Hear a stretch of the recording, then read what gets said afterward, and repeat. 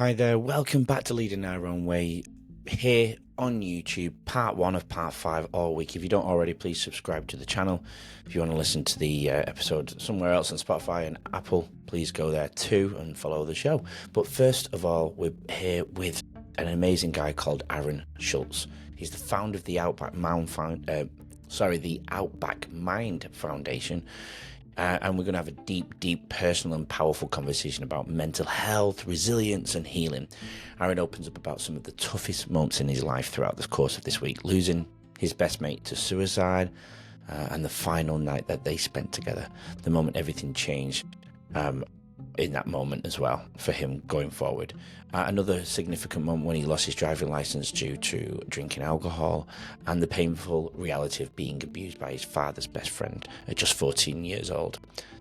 This week we're bringing you part 1 today, and as you know, we bring out 5 parts Monday through Friday. We'll be back on Tuesday with part 2, and we're going to dig some real deep into this conversation this week. So here's the trailer, and we'll be right back with Aaron.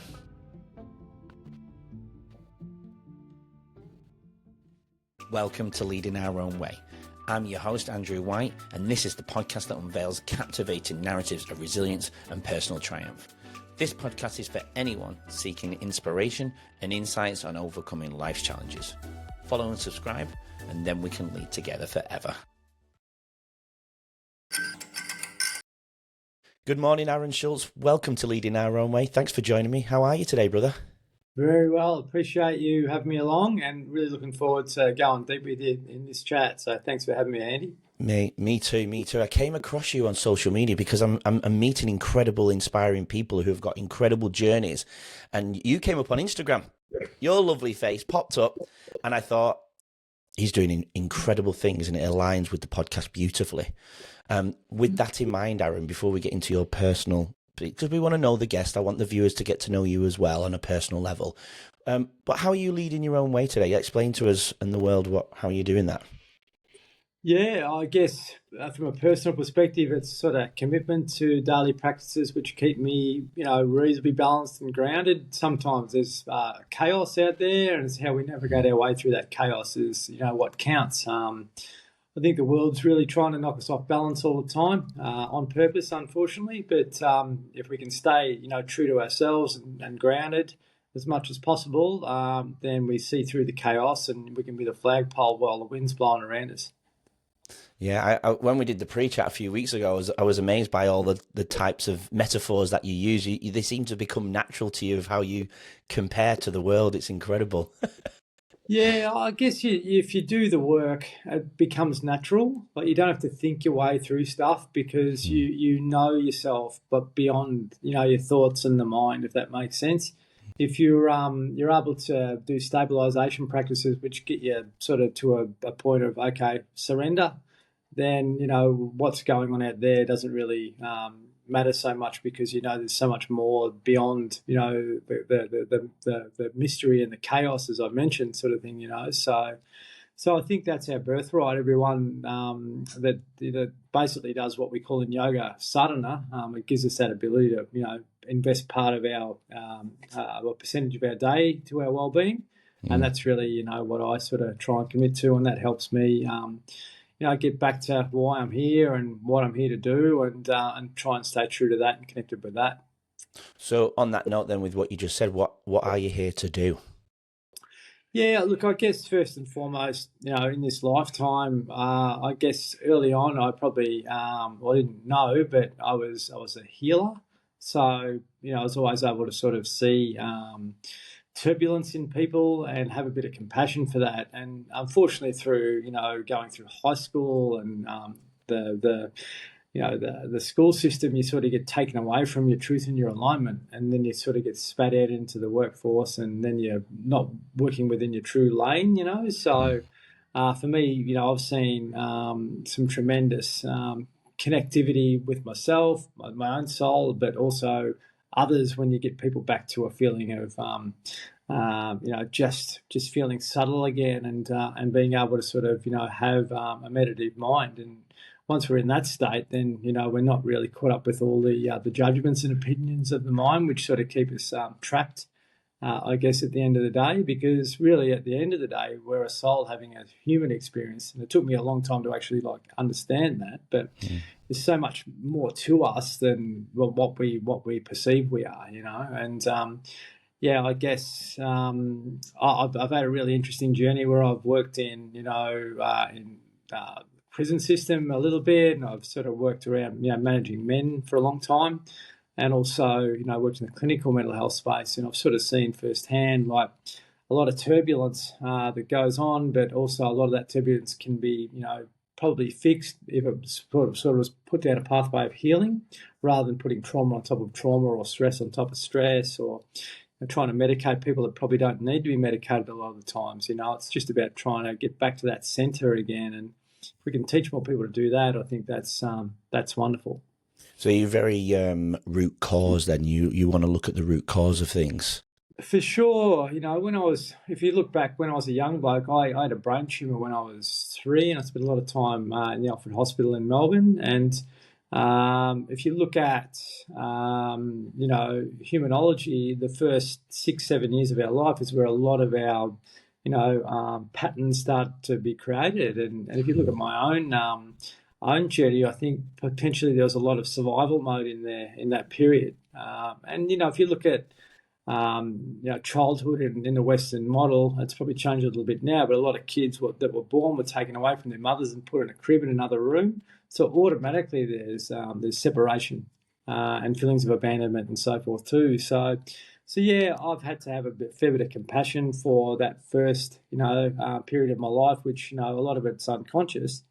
But understanding that, I see why fear or anxiety or whatever might pop up, and it's usually due to these past, experiences which I'm unconscious of, and a lot of people actually are. We're not really diving back into that. So I think, we're very quick to form a viewpoint on someone's behaviour and try and Band-Aid fix that, whatever it may be, but we've got to look back and see why behaviour's sort of been caused or an illness has been caused, and then try and work with that, and heal that. And I believe we've got so much potential as humans which hasn't been tapped into. It's time to be more curious now about what we can do to be proactive rather than be reactive, because I think the culture's been very reactive for a long time. It's got to change. So you think we are very much a Band-Aid, cover-up, sedative type society then, do you think? If you look at history over the last 50 years, but more so over the last 100, that's where it's gone. Back in the day, there was always, looking at remedies to fix things, or looking at, the root cause of things to be able to improve. Non-communicable disease has really escalated over the last 50 years, and we're just accepting that. 1 in 2 people are going to get cancer, this, that, the other, but let's really look at what's going on behind it all. How much more influence has been put out there for people to drink alcohol, to eat junk food, to gamble, to do all these things which are putting stress on their body and also their nervous system.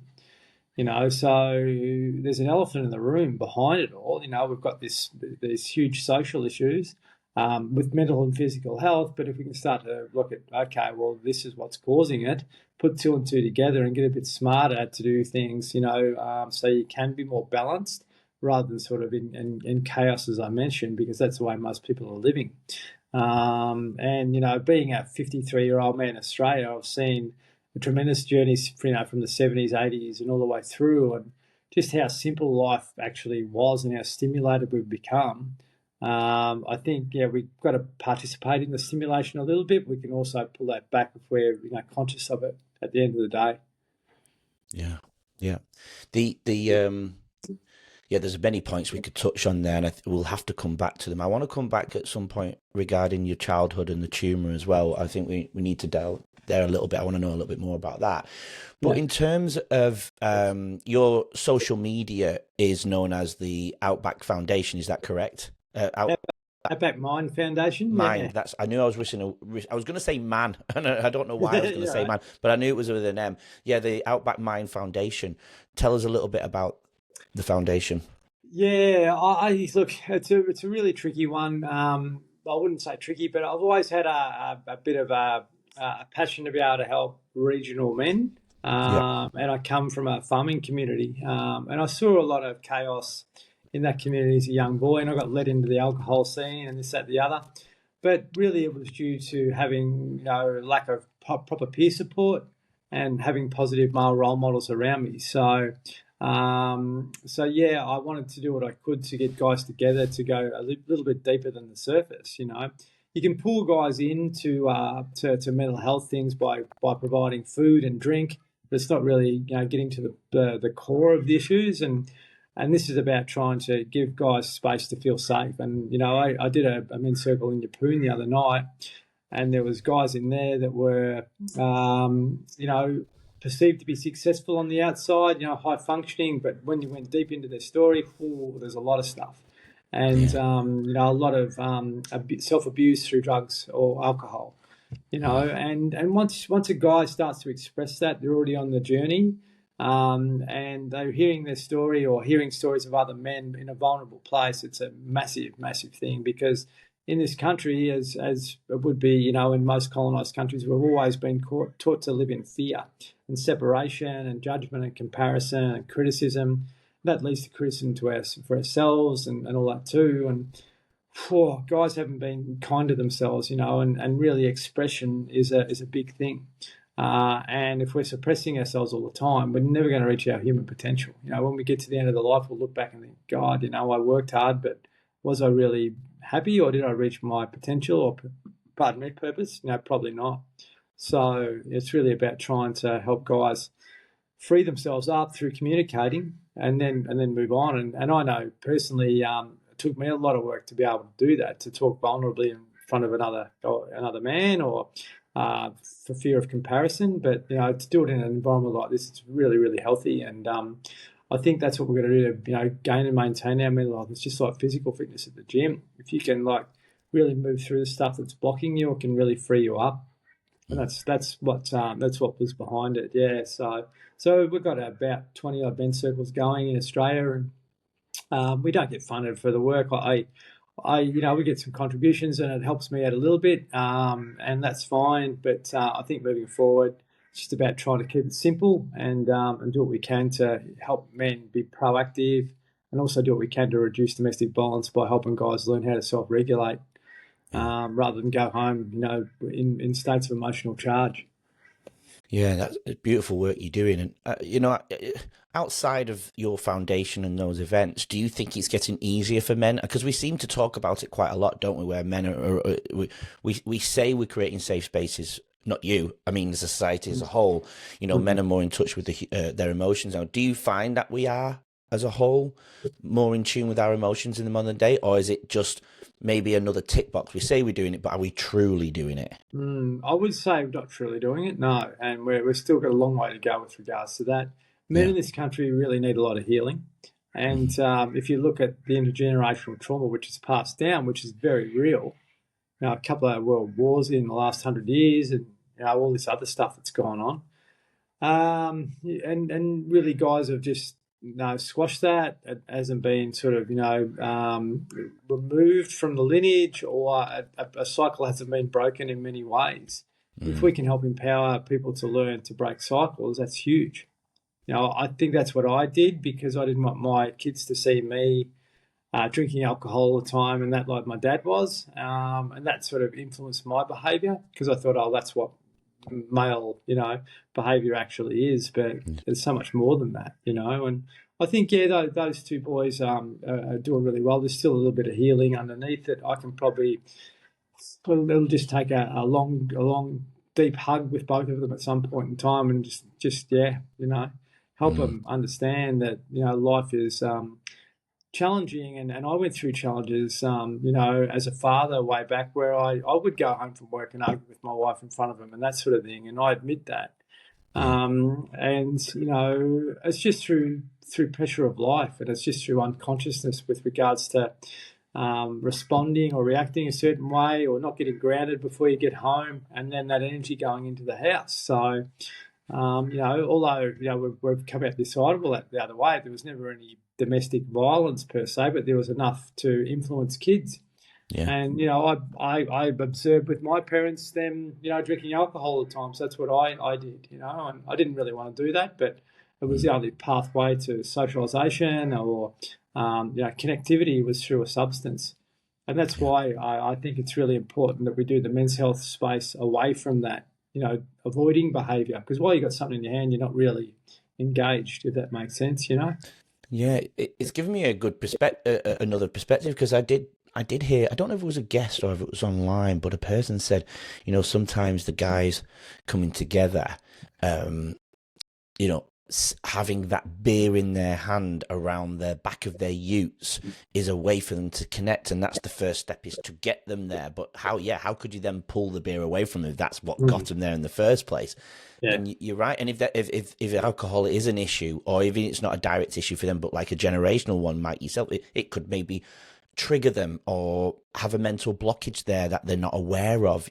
So you're right. I think that's a good perspective to have. It presents that clear mind, doesn't it? It does, and see, we've been taught beautifully to have pleasure. Don't even get me started. Yeah, to always seek pleasure, and that starts early with birthday parties, this, that, the other. Binging, and yeah, we're really not aware of the connectivity and the behaviour.